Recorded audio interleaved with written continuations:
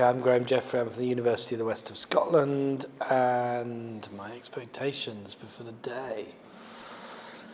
I'll do that again. Okay. Bloody hell. Your expectations for today's seminar? I'm Graham Jeffrey, I'm from the University of the West of Scotland. I think what interested me about the seminar was the opportunity to bring together an interesting group of people from different sectors. There's a nice invitation list which incorporates academics and civil servants and practitioners and activists, and it's actually still quite rare to get that kind of group of people in a room to kind of have a dialogue, and I think that's what we're beginning to do.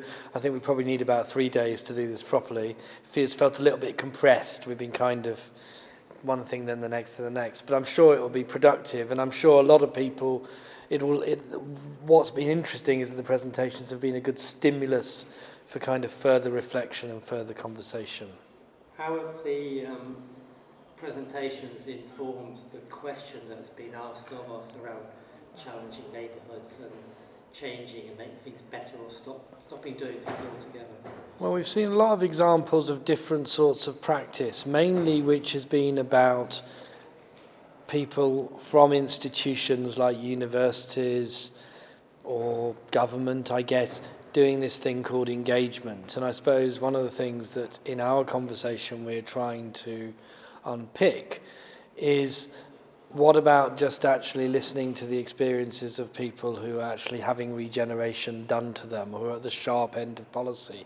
In the break, we were saying one of the interesting things, as a middle-class person, it's quite unusual for a local authority official to come to my neighbourhood and say, your home's going to be demolished, or your neighbourhood's been designated as challenging, and therefore we're reorganising it. And then if you're middle class, then everyone kind of mobilises and phones up their mate who works at the council and does stuff about that. But for other sorts of communities who don't necessarily have those advantages, it's quite a common experience to be subject to various forms of state intervention, whether that's social work intervention or the police or housing. And so there's that sense of, well, how do people then begin to speak back? How do they begin to have a way? Clearly you could say, well, they've got representation, there's a democratic process, they speak to their elected representatives, they have councillors. But of course that's not a straightforward process if maybe you're living in a situation of some kind of precariousness. So I'm aware of that. People talk about engagement, but it has to be a two-way conversation. It has to be a conversation where people in power are seriously willing to listen to and engage with voices that actually might be quite uncomfortable for them. So how do we create that situation, create that change where those sorts of processes actually happen? But I think you're seeing a lot of different examples of that through the day. So we're hearing of stories of sort of filmmaking projects or art projects or zines or publication projects. I've got a long history of thinking and researching about community media, and things like radio and citizen journalism can allow people a platform to tell stories in different ways. But I think fundamentally you've got to have a shift in attitude. It was very heartening to hear the person from the DCLG talk about the idea of open policy making and collaborative policy making. I'm sure he's highly committed to it. I wonder whether his political masters really are, and I wonder how far that really extends. I think you have to really think carefully about how people might engage in thinking about and affecting what goes on in their neighbourhood. Resources and distribution resources. More. It's all very well talking about everybody's got to do more for less and all of the time, but again you come down to the point that if you are totally unresourced, you're constantly in a kind of a crisis management mode.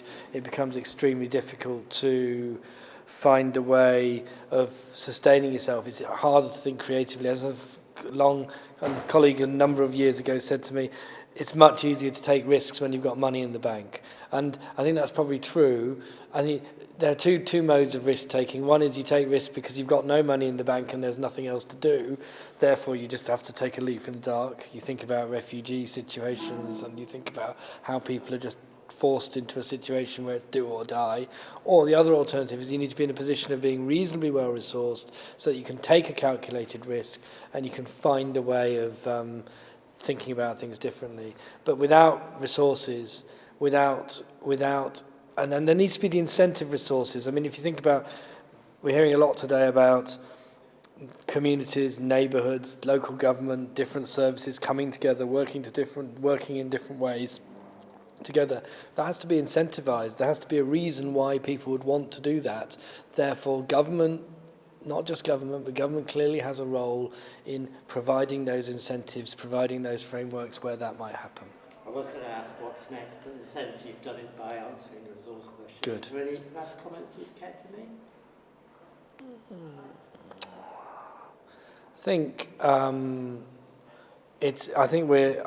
It's this constant sense of this large disconnect between what people call the world of policy and planning and the experience of people's everyday lives. And what I think one of the things that research, some of the people involved in this project, what would be nice would be to try and bring together these worlds through these sorts of projects in ways that people on different sides of the divide can begin to understand what the experience of everyday life is in the so-called challenging neighbourhoods that are being described. And the more people can understand what everyday experience is like in those neighbourhoods and how people are actually living, the better the policy will be. If the policy is always kind of based on someone else's imagination of what it's like and it's not rooted in the lived experience of the neighbourhood, you're going to end up with some dodgy policy.